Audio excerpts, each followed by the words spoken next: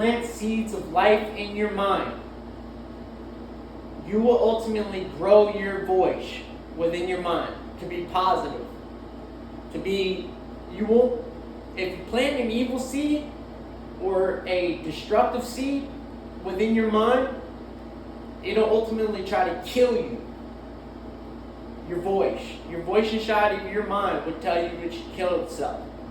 And then you'll go on these crazy, I don't care speech throughout your life where you don't care about nothing. And that's because that evil has gotten you to that point where you don't care about your own life anymore. You forgot about what life was like before when you were being taken care of. Now, if you came from parents who unfortunately didn't raise you properly, didn't take care of you properly, you're already against the odds. So to have that mindset, that evil seed mindset is going to be planted there. And you're going to have to fight that fight, man. That's a fight on your own. That's a battle with the voice, okay? When it calls you. Does it call you to do good or evil?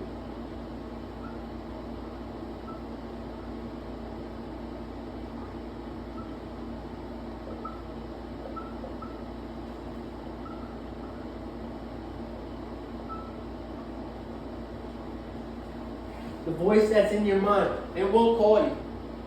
It'll call you to do some type of act. An act that's going to go against your character and display this inappropriate character. This one that's not disciplined, not put in line. And it's the voice. You're at war with the voice within your mind. Good versus evil. The good cannot beat the evil unless you fill yourself with the good. Now, if you let the evil defeat you, then you become evil in the voice of your mind because you allowed not to plant good seeds on yourself to make yourself feel better. Every seed you plant will water and grow the more you participate in planting that seed in that location. When you stop planting that seed in that location, it could be possibly that it gets uprooted and tossed out because you didn't take care of it and groom it. Okay? You didn't take care of the plant. The plant that you started with the seed, you watered. Okay, so you got to take care of your garden.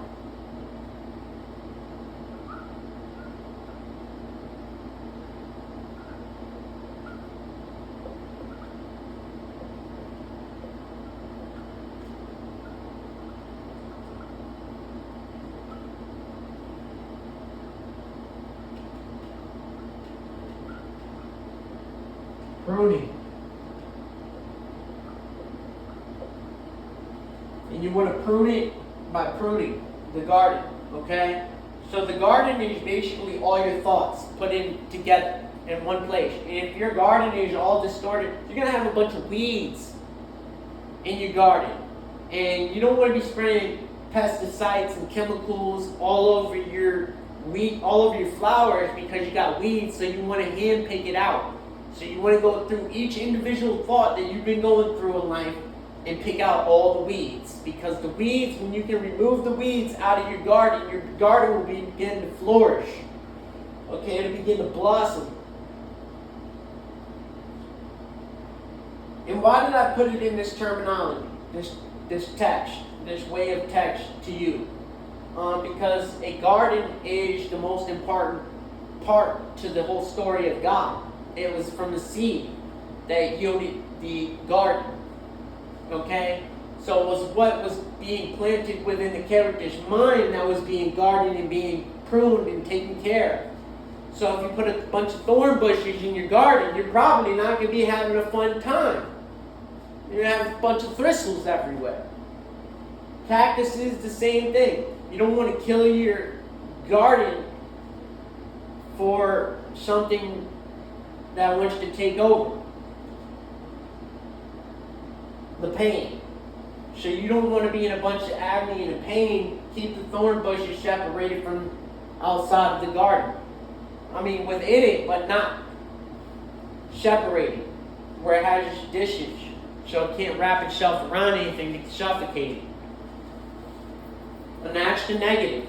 Okay? A thorn bush in the garden is like a negative. Because if it gets its hands on the other plant, it will suffocate it.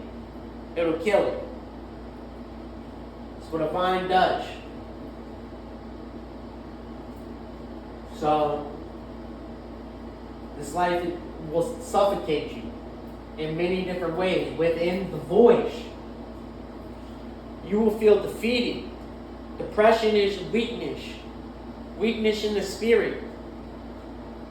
Your depression is called spiritual depression. Because you have a deficiency in the spirit, you're not strong in the spirit, you become depressed. When you're not strong in the spirit, you become, when you'll have anxiety attacks. You'll be in fear state of mind. You'll always be fearful of the next thing because it's unknown. And you're living day to day by a check. Money that controls you. You're not financially free. And they want you to be financially free by listening to the people who have the money, but they worship Satan. They worship evil. So then when you get up there, you're stuck in the evil. So the higher you climb it, the more evil it is. That's why the girl with the penny was worth less. And she said she was worth more in heaven than any of them. Because she didn't decide to want to play the game.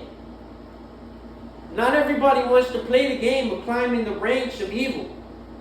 And she who can do the most evil. If you were born that way, then that surely be my guess, man. You're born into it, there's no problem. You're already used to that. That's your vision. That's how you see the world. You've seen it as you were born into it. So everybody wants to have a different perspective. Yeah, you were born from a different location at a different time, and you saw the world differently. But the voice doesn't change. It's either going to be good or evil. You have what we call the good voice, God's voice, because God is the only one that does good.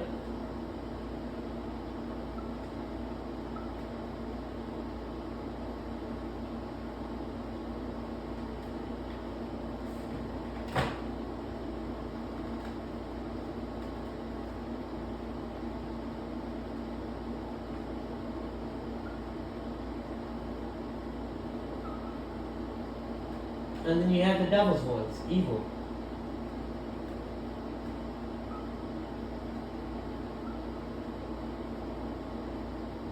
That's going off in your mind. When we entered the contract in the very beginning of the Garden of Eden, you know, the Garden of Eden, when the female said, he said, you shall surely not die, but be given much wisdom like God, and you'll be like us gods. When they ate that fruit, that is when the devil entered the voice to deceive men into further repercussions with God by disobeying the order, do not touch the consciousness fruit of evil. You'll have a conscience of evil now, which you'll be able to commit it and experience it, but will you be able to understand it and get out of it so you don't commit it again? That's the evil that is relying there in that location. Is because most people who do the evil, once they do it, they love it. They become lovers of evil.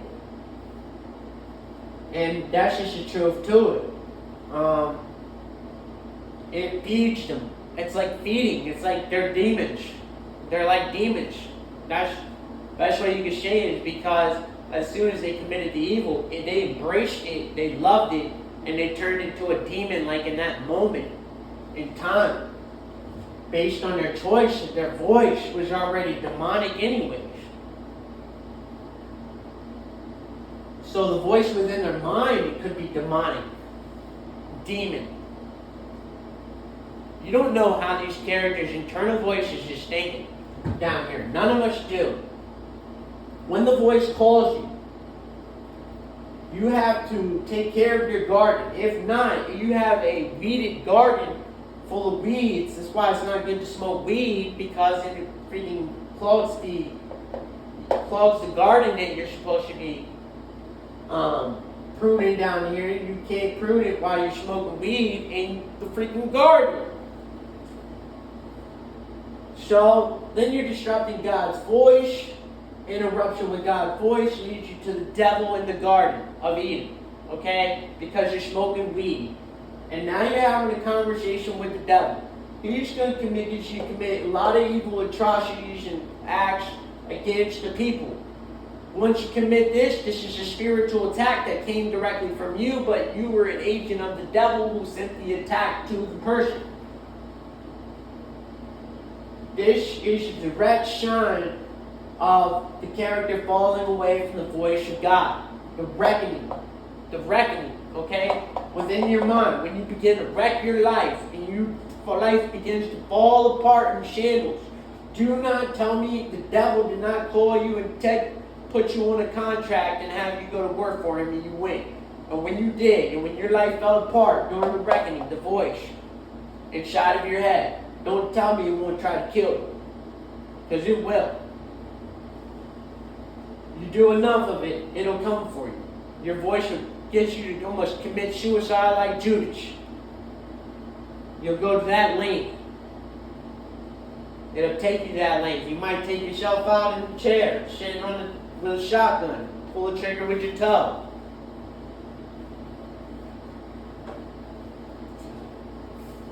So, always be aware that this voice does not command you to kill yourself. Because if you are in that, you are in the negative. And your garden needs pruned. It needs taken care of. You're going to end up killing yourself. You don't even have an explanation to why. You say because it's based on feelings, you're going to kill yourself. That's the dumbest reason why God will send you to hell. You killed yourself over feelings. Don't have any attachments to the feelings.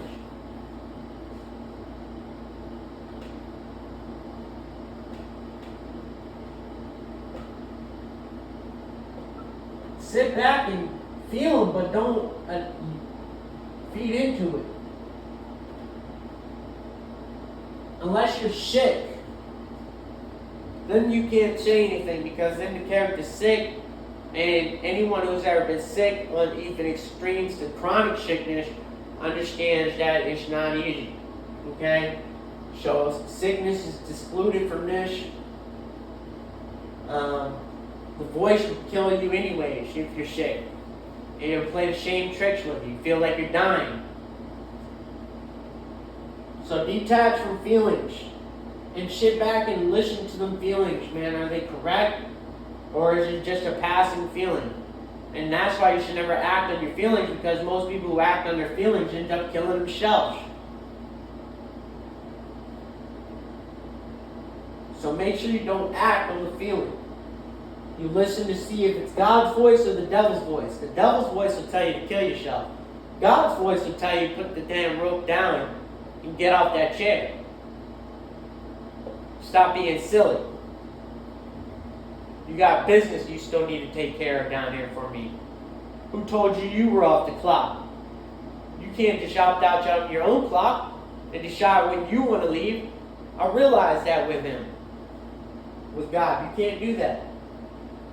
You're going to kill your voice. That's like spiritual suicide. You want to kill the voice within your mind. That's the devil. If he's telling you to do that. You need to be a known. Now you need to prune your garden and take care of it. Water it. Make it blossom, flourish during the summertime. And beware for scorching trials. Okay? When the heat comes. That it doesn't ruin your harvest. When the